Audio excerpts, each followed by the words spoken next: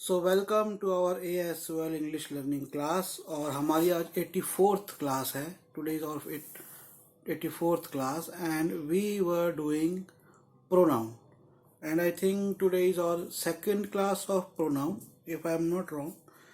So we were doing kinds of the pronouns, जिसमें हमने personal pronoun किया, interrogative किया, रिलेटिव किया, और आज हम करेंगे distributive pronoun. This is the fourth kind of pronoun. Okay, what is the meaning of the word distribution? As all of you know, जो distribution का जो meaning होता है वो क्या होता है कि किसी चीज को distribute करना, वितरित करना। ऐसे ही लेकिन जब आप when you are talking, जब आप बात कर रहे हो तो आपको कुछ किसी को देना है, ये इसको दो, ये इसको दो, ये इनको दो, ये इनको दो, ऐसे आप लोग सब हिंदी में बात करते हैं। तो जैसे मैंने कहा कि वे के लिए हमारा कौन सा था? Personal pronoun of personal pronoun, वे दे। तो वे का पर्सनल प्रोनाउन क्या था? दे। उसका, ही, उसकी, शी या इट, या मेरा, मैं, आई, मेरा, माई। वो मेरा माई अलग चीज है, आई, मैं। ठीक है। अब जितना आपको बताया उस हिसाब से आप देखो कि जब मैं किसी को दे रहा हूं तो ये उनको दो और ये उनको दो, या ये प्रत्येक को दो, तो उनका, उनके, उनको, तो ये भी एक संबोधन का एक हमारा तरीका है।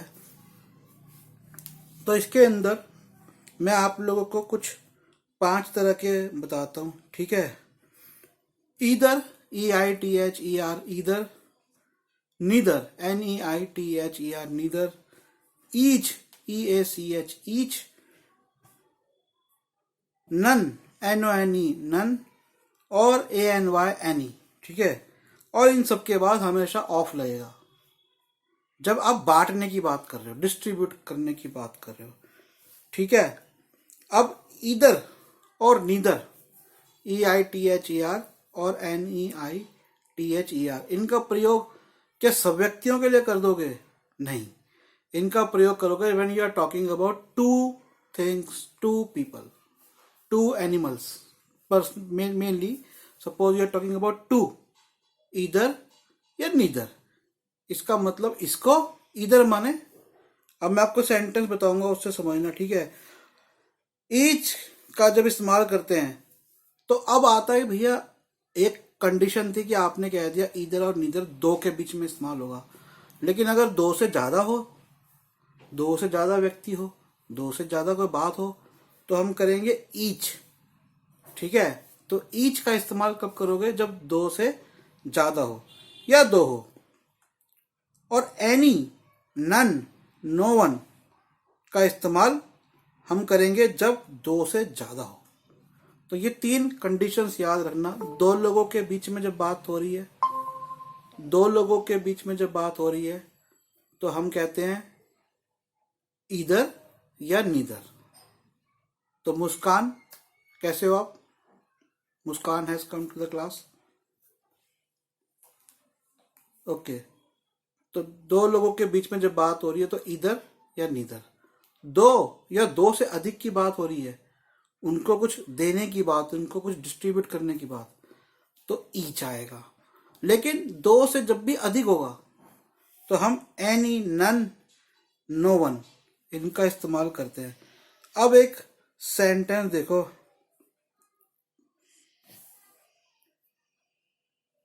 ईट either of these two apples, के इन दोनों एप्पल्स में से कुछ खाओ। तो दो क्या हुआ? मैंने क्या कहा था? वस्तु के लिए। दो वस्तु है, उनमें से किसी एक वस्तु को मैं खाने की बात कर रहा हूं। दो फल है, ठीक है, फल को किसी को खाने की बात कर रहा हूं। तो मैंने क्या कहा? Eat either of these two apples, की दो एप्पल्स है, मैंने आपके सामने लाके दो एप्पल्स रखे। एक रेड है, एक ग्रीन है। ग्रीन एप्पल भी आता है, दोनों टेस्टी होते हैं।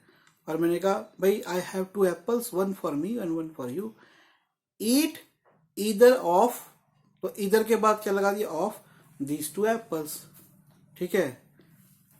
अब आराध्या का आई घर पर आई और मम्मी ने कहा बेटा क्या होमवर्क है, मम्मी का इंग्लिश का है और मैथ का होमवर्क है, और मम्मी मेरे को शाम को क्लास है, डांस क्लास है या इंग्लिश क्लास है या मेरे को खेलने जाना है, मैं कल मेरा हॉलीडे है तो कल कर लो। मम्मी ने कहा नहीं बेटा अभी एक आपको करना है। तो मम्मी ने कहा do either of these two homeworks या either of these two task. Homework कहना अच्छा लगेगा, हम कहेंगे do either of these task before you leave for your dance class या before you leave for your English class. ठीक है। अब वर्ड आता है नीदर, NEITHER। अगर हम हिंदी में देखें तो हिंदी में इधर, जैसे हम जब आपको कुछ वर्ड ट्रांसलेट करने के लिए भी आएगा, आपको हिंदी में एक पैसेज दे दिया और बोला भाई इसको ट्रांसलेट करो, तो एग्जैक्ट वहां पे आपको नीदर वर्ड कहाँ डालना है, कहाँ हिंदी का जो स्टैंजा ऐसा लिखा होगा, एक सेंटेंस ऐसा लिखा होगा जहाँ पे आप इधर डालोगे। अब जैसे मैं ये जब मैंने एग्जाम्पल दो दिए इन्हीं में से देख लो, तो मम्मी ने बोला आराध्या को कि भाई आराध्या इन दोनों में से कोई एक टास्क कर लो, या दूसरे सेंटेंस में क्या था कि इन दोनों में से कोई एक एप्पल खा लो। इन दोनों में से, ये जब वाक्य इस तरह के जो हिंदी में होगी, इसमें से या इसमें से, दो चीजों में से, दो व्यक्तियों में से दो को एक चयन करना है, तो क्या कहोगे, इनमें से एक के लिए क्या कहोगे, ईदर ऑफ। ठीक है। अब अगला वर्ड नीदर, तो अब मैंने कहा neither of the to students have prepared for the exam, कि दोनों में से किसी भी स्टूडेंट ने एग्जाम की प्रिपेयर नहीं करी। Neither of the two boys have finished the race, दोनों में से किसी लड़के ने रेस को फिनिश नहीं किया। तो ऐसे ही इन सेंटेंसेस में नीदर कहाँ लगेगा। कई लोग नीदर को NEITH नाइदर बोलते हैं, लेकिन वो गलत है। अगर N के बाद सीधा आई आता तो नाइदर हो सकता था, पर क्योंकि आई से पहले स्पेलिंग में ई आ गया तो वो नीदर होगा। तो इनमें से किसी ने नहीं, पर कितने, दो की जब बात हो रही हो, कितने की बात हो रही है, दो की, कि इनमें से किसी ने भी नहीं किया या इनमें से किसी को भी नहीं।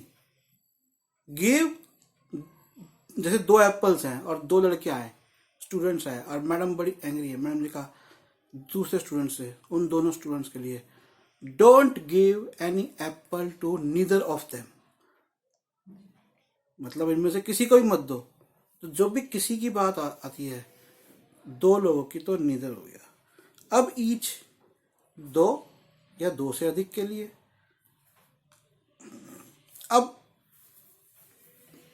बहुत बार मैं आपको कहता हूँ, आपकी टीचर भी आपको बोलती होगी कि कोई एग्जाम दिया और मैंने कहा each of you finish it in 2 minutes, एक सम दिया मैथ की मैडम ने, ईच ऑफ यू, तो ईच ऑफ यू का प्रयोग कब करेंगे कि हर एक को ये सम 2 मिनट में कंप्लीट करना है। Each of you should bring your drawing book tomorrow, कि तुम हर कोई, तो ईच ऑफ यू माने तुम में सबको, मतलब तुम सबको, हर एक को या प्रत्येक को, give banana to each of them. अब मैंने ये कहा give banana to each of them, एक क्लास में 40 बच्चे थे और मैडम ने बोला गिव बनाना टू, तो प्रत्येक को बनाना दो। ठीक है। Each of the city in India is having pollution problem, कि हर एक सिटी को पॉल्यूशन की प्रॉब्लम है, ईच ऑफ। ठीक है। वैसे उसको मैं कहूंगा ईच सिटी, ईच ऑफ कह सकता हूं बट वो इतना अच्छा नहीं है। अब देखो नन, NONE, नन। नन कब होता है, सेंटेंस बताता हूँ, सेंटेंस के हिसाब से पूछो। दूसरी बात, कभी आपके टीचर आपसे पूछे, अभी देवांश की टीचर ने इससे पूछा what is an adjective, so he was giving example, the crow is black, so teacher okay this is okay, what is, you should be able, silent, why you are creating noise, so you should be able to define करो। Now how will you define a pronoun, या how will you define an adjective. Suppose मैंने आपसे pronoun की class है, मैंने आपसे पूछ लिया what is a pronoun, so you will say pronoun is a word, simple, I am not going to the technical definition.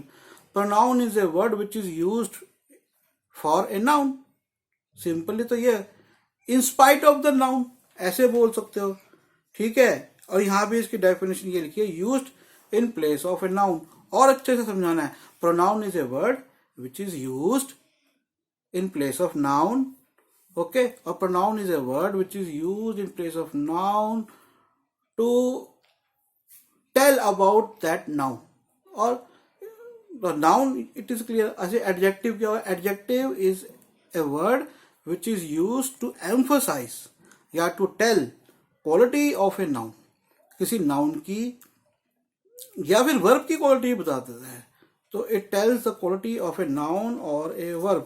और डेफिनेशन क्या कहती है, okay, adjective is a word which adds something to a noun और pronoun, कि noun और pronoun में कुछ add करता है। तो बेसिकली नाउन को, नॉट वर्ब, ये नाउन को करता है। वर्ब में इस तरह से बोलेगा, he runs fast, he runs very fast. तो वेरी फास्ट, तो ठीक है, फास्ट को वेरी फास्ट कर दिया, तो लग रहा है कि वर्ब को एम्फोसाइज, बट मेनली जो बात वो ही, उसकी बात हो, ही क्या है, प्रोनाउन है, ठीक है। तो ऐसे आप लोगों को डेफिनेशन भी आनी चाहिए, एटलीस्ट सिक्स क्लास तक, 7th क्लास तक तो इम्पॉर्टेंट है। लेकिन अब जैसे जो बड़े बच्चे हैं या बड़े लोग हैं, अब उनको समझ में आना चाहिए। अब मेरे को लगता है इन क्लासेस के बाद उनको कंफ्यूजन नहीं रहना चाहिए। आप लोगों को मैंने 52 क्लासेस दी है वर्ब्स की, 52 क्लासेस सिर्फ वर्ब्स की दी है। और अब हर एक चीज में आप लोगों को टेक्निकली बता रहा हूँ ग्रामर में, तो ये मुझे लगता है छोटों को, बड़ों को, सबको, मुझे भी कई चीजें इन क्लासेस के बाद रिमाइंड हुई है, तो ये अब आप लोगों को अच्छे से और क्लियर हो जाएगा। अब कोई वर्ड आएगा तो इंग्लिश के सेंटेंस में, और इंग्लिश हिंदी हर भाषा के सेंटेंस में एक नाउन होता है जो जिसके बारे में बात कर रहे होते हैं, one is noun, and in spite of noun we use pronoun, okay. And उसकी कोई मूवमेंट होती है तो वो क्रिया होती है तो वर्ब होता है, उसका कोई विश्लेषण होता है, some quality of that noun is add quality, it's not just simple quality, it's add quality to the noun or the work which the noun is doing is an adjective। adverb भी कराए ना आप लोगों को, I think adverb भी करा दिए ना, वर्ब के बाद adverb कराए हैं। and what is an adverb? adverb is a word that modifies every part of speech except a noun। noun के अलावा, pronoun और interjection के अलावा हर पार्ट जो स्पीच का बदल देता है वो हमारा वर्ब होता है। जैसे हमने कहा gracefully, soon after, forward, nowhere, perfectly, almost, truly, surely, when, where, why, when, ये रिलेटिव एडवर्ब होते हैं जो हमें बताते हैं कहाँ पर क्या होता है। एल वाई लगा देते हैं फॉर्मेशन के अंदर। और कुछ वर्ब जो होते हैं वो एडजेक्टिव जैसे होते हैं लेकिन अलग होते हैं। तो एडवर्ब की भी काफ़ी लंबी आप लोगों की क्लासेस मेरे ख्याल से गई है, ठीक है। और उसके अलावा आपका too, much, very, enough, they all are adverbs, ठीक है। इसके बाद हम प्रोनाउन के बाद आपके करेंगे प्रेपोजिशन। अब आते हैं हम डिस्ट्रीब्यूटिव प्रोनाउन के अंदर, जो हमारा वर्ड है वो है नन। तो none of them can do it, ये इनमें से कोई भी नहीं कर सकता। अब देखो कोई भी नहीं, नीदर और कोई भी नहीं, नन में क्या डिफरेंस है कि नीदर 2 के बीच में और नन 2 से ज्यादा के बीच में है, ठीक है। जैसे एक क्लास में none of you could answer that question, teacher ने क्या बोला, none of you could answer that question, तुम में से किसी ने भी नहीं, इनमें से किसी में भी नहीं, उनमें से कोई भी नहीं, किसी में भी नहीं, पूरे होल में से जब कुछ नहीं होता तो नन कर देते हैं, हम लिख देते हैं। अब any of these 10 boys can dance। School में एनुअल फंक्शन है, डांस टीचर आई, मैं स्कूल का टीचर, मुझसे पूछा which of the these 10 boys can dance, तो मैंने कहा any of these 10 boys can dance, इनमें से कोई भी 10 boys या any of these 10 girls can dance, तो इनमें से कोई भी। क्वेश्चन मैंने आपको दिए 10 क्वेश्चन, मैंने कहा 5 करने हैं, any of these 5 questions you can do from these 10 questions. तो अब अगला समझ में आ गया, अगला करते हैं। अब होता है हमारा डेमोन्स्ट्रेटिव प्रोनाउन। अभी हमने किया डिस्ट्रीब्यूटिव बटन कैसे बांटते चीजों को, और अब करेंगे डेमोन्स्ट्रेट कैसे करते हैं। डेमोन्स्ट्रेशन से जो वर्ड आया कि हम किसी चीज को डेमोन्स्ट्रेट करना है, उसको बताना है, उसके संकेत करना है एक तरह से। तो जो भी कोई प्रोनाउन ऐसा होगा जो किसी नाउन की तरफ इशारा करेगा उसको हम डेमोन्स्ट्रेटिव प्रोनाउन कहते हैं। जैसे बड़ा सिंपल है भाई, मेरे को इशारा करना है, आप लोग पढ़ते हो न्यूज़पेपर, देखो मैं तो पढ़ता हूँ, मैंने लगवाया this is A newspaper. Good evening sir. Good evening. This is A newspaper. Now what is this? A newspaper. A newspaper is a paper which carries news. तो मैंने क्या बोला? This is A newspaper. Now noun क्या है इसमें? Newspaper noun है। What is the noun? किसी भी चीज का, वस्तु का नाम नाउन होता है। And what is this? एक चीज है। क्या चीज है? न्यूज़पेपर है। Okay, I have a very good. This is a time piece और this is an alarm clock. This is an, तो दिस जो मैंने वर्ड इस्तेमाल किया। Now what is this? A clock. Basically it is a clock, or you can call it a timepiece, or you can also call it an alarm clock. तो ये जो alarm clock है या clock है या time piece है, this is noun. इसको मैं ऐसे नाउन यूज कर रहा हूं। This is A bottle. Now what is the noun? Bottle. तो दिस जो मैंने इन सबके लिए वर्ड इस्तेमाल किया वो क्या? डेमोन्स्ट्रेटिव प्रोनाउन है मेरा।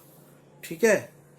This, that, these, THESE, these मतलब ये, दिस, ये, दीज माने एक से ज्यादा होते हैं तो दीज करते हैं, दोस, वे। ठीक है, ये सब मेरे डेमोन्स्ट्रेटिव प्रोनाउन होते हैं। अब आते हैं हमारे इनडेफिनेट प्रोनाउन। ठीक है। अच्छा, चलो एक चीज इसमें और बता देता हूं कि जब हम दिस का और दीस जो होते हैं, दिस और दीस, THIS दिस और THESE दीस, इन वाले प्रोनाउन का इस्तेमाल करते हैं जब हम किसी चीज या किसी व्यक्ति की ऐसी कोई किसी की भी बात कर रहे हो जो हमारे पास हो। दिस, थोड़ा पास है तो दिस, थोड़ा सा दूर है तो दैट। जैसे मैं इस रूम में हूं, मेरे पास बुक है एक, मेरे पास फोन है, दिस फोन, तो क्योंकि ये मेरे नियर है। दिस न्यूज़पेपर मैंने बोला, मैंने दैट न्यूज़पेपर नहीं बोला, मैंने क्या कहा? This newspaper. लेकिन अगर ये न्यूज़पेपर वहां बाहर दूर दूसरे कमरे में होता तो मैं देवांश को कहता गो गेट। अब मैं उसको यूं नहीं कहता कि गो गेट दिस न्यूज़पेपर, मैं उसे कहता गो गेट दैट न्यूज़पेपर। तो जो चीज आपके एकदम बॉडी के आसपास है उसके लिए दिस इस्तेमाल करोगे। जो चीज थोड़ी दूर है या बहुत दूर भी हो सकती है तो उसके लिए आप दैट इस्तेमाल करोगे। अब यहाँ पे मान लो बहुत सारे कुछ सामान रखा हुआ है, एक जैसा सामान, तो मैंने उनके लिए कहा, जैसे टॉयज पड़े हुए हैं बहुत सारे, तो दीज टॉयज, एक से ज्यादा के लिए दीज टॉयज। अगर यही टॉयज दूर कमरे में होते तो मैं उनको कहता दोज टॉयज। अब मान लो यहाँ पे बच्चा बैठा हुआ है, मान लो यहाँ पे देवांश बैठा हुआ है, मैंने कहा देवांश इन टॉयज को उठाओ, मैंने कहा देवांश गेट दीज टॉयज, ये कलेक्ट दीज टॉयज। और ये टॉयज अगर दूसरे रूम में होते तो मैं कहता गो कलेक्ट दोज टॉयज। तो दिस और दैट सिंगुलर के लिए, एक वचन के लिए, पास और दूर, पास के लिए दिस, थोड़ा दूर के लिए दैट। लेकिन अगर प्लूरल हो, बहुवचन हो, तो दीस और दोस। ठीक है, क्लियर हो गया? Yes sir. अब है डेमोन्स्ट्रेटिव, ये डेमोन्स्ट्रेटिव हो गया। अब करेंगे हम इनडेफिनेट प्रोनाउन। ठीक है, मुझे 1 सेकंड का समय दो। Okay, so our next pronoun is indefinite pronoun. अब इनडेफिनेट प्रोनाउन क्या होता है? जैसे नाम से ही पता लग रहा है कि इनडेफिनेट, डेफिनेट का मतलब निश्चित, पक्का, और इनडेफिनेट का मतलब पक्का नहीं है, अनिश्चित है। तो ऐसा जो हमारे वर्ड होते हैं, ठीक है, और ये कौन से इन वर्ड्स को हम क्या नाम दे रहे हैं? प्रोनाउन दे रहे हैं। तो ऐसे जो हमारे प्रोनाउन होते हैं जो किसी भी इंसान, किसी भी चीज, किसी भी जानवर का बोध नहीं कराता, उसके बारे में नहीं बताता, मतलब निश्चित, बोध कराता है लेकिन पक्का बोध नहीं कराता कि क्या बात कहना चाह रहे हो। तो वो हमारे होते इंडेफिनेट प्रोनाउन, जैसे one, ONE one, none, some, many, somebody, anybody, nobody, other, all, few. Somebody, nobody, अब मैं किसी की बात कर रहा हूँ, मैंने कहा समबडी, अब पता तो नहीं चल रहा है कि एग्जैक्ट में किसकी बात कर रहा हूँ। जैसे मैंने कहा none of the students have brought their homework class, none of the students have brought any today their drawing book. अब मैंने कह दिया कोई भी स्टूडेंट ड्राइंग बुक नहीं लाया, अब ये थोड़ा ना पता लग रहा है कि कौन सा स्टूडेंट है। निश्चितता तो पता नहीं चल रही ना कि भैया मेरे जो क्लास में स्टूडेंट थे उसमें जैसे संध्या नहीं लेकर आई, मुस्कान नहीं लेकर आई, गिरीश नहीं लेकर आई, क्या लेकर आया, या देवांश नहीं लेकर आया, पता तो नहीं चल रहा ना। तो मैंने कहा नन ऑफ देम। ठीक है, अब इनको थोड़े से इनके एग्जाम्पल देख लो। जैसे none wept their floors today, कि किसी ने भी आज अपना घर साफ नहीं किया। All of them have brought their drawing books today, कि सब अपने ड्राइंग बुक्स लिया है। लेकिन कहने को तो ठीक है सब लिया, लेकिन एग्जैक्ट तो मुझे पता नहीं चला। ठीक है, one should eat an apple a day, कि हर एक को, अभी कौन हर एक की बात कर रहा हूँ पता नहीं चला, लेकिन ठीक है ये वर्ड्स भी। One should follow the teachers advice, one should do hard work, कि हर एक को वन शुड माने एक मतलब कहने का तकिया कलाम है, एक तरीका है, प्रोनाउन है कि हिंदी में बोलेंगे तो अगर मान लो इंग्लिश में लिखा हुआ है one should follow his elders, या one should respect his elders, तो हिंदी में क्या बोलेंगे इसे कि सबको अपने, लेकिन इंग्लिश में कहेंगे वन शुड। ठीक है, many of them were today many tourist came after कोविड-19। मैंने एक सेंटेंस बोला कि कोविड-19 के बाद today many a tourist, many के बाद many a tourist have come to see red fort.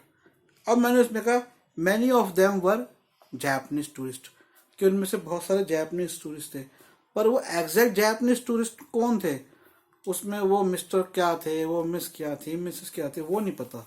ठीक है, अब जैसे a few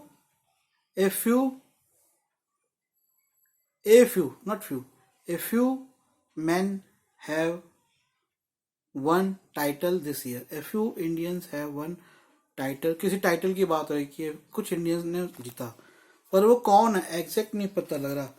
somebody stop him, कोई उसे रोके, somebody go there and do that work।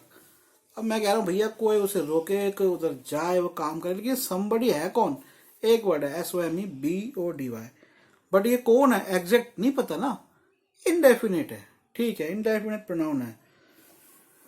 Some people have come to the market today, आज कुछ लोग मार्केट में हैं, कब आए पता नहीं कौन से आए, लेकिन इंडेफिनिट है। ठीक है, अगला 7 प्रोनाउन करते हैं, रिफ्लेक्सिव प्रोनाउन। रिफ्लेक्सिव प्रोनाउन कहता है जिस प्रोनाउन में जो कोई काम कर रहे हो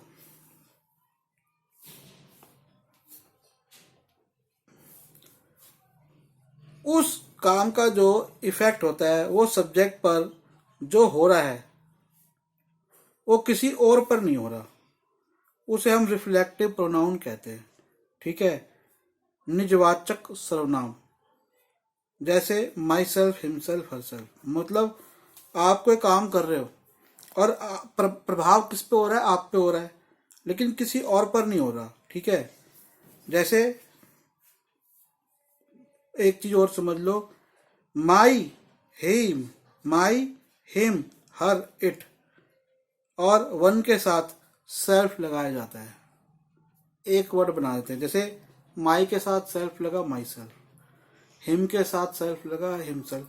I study English my self, तो मेरा कहने का मतलब मैं खुद इंग्लिश पढ़ता हूँ, किसी और की हेल्प से नहीं पढ़ रहा।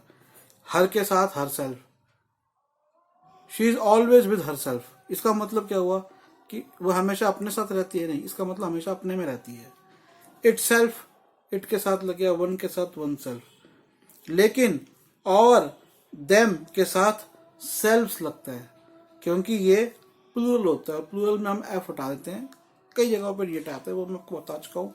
जैसे बिलीफ का बिलीव्स होता है, मिसचीफ का मिसचीफ्स होता है ना, यही बताया था शायद नाउन्स को जब हम बनाते हैं। तो और के साथ और देम के साथ और सेल्फ, तो और सेल्फ नहीं होता कभी, और सेल्फ्स होता है। देम सेल्फ नहीं होता, देम सेल्फ्स होता है। ठीक है,